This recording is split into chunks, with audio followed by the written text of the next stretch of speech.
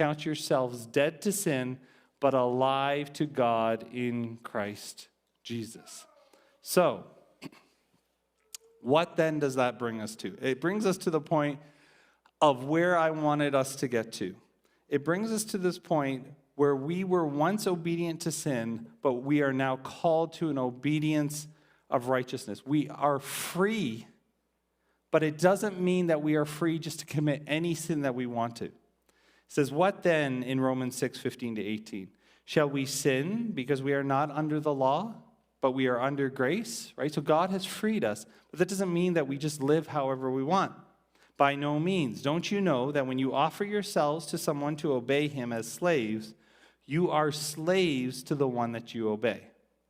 Whether you are slaves to sin, which leads to death, or obedience, which leads to righteousness. So you can be a slave to sin, which leads to death, or you can be a slave to righteousness or obedience, which leads to righteousness.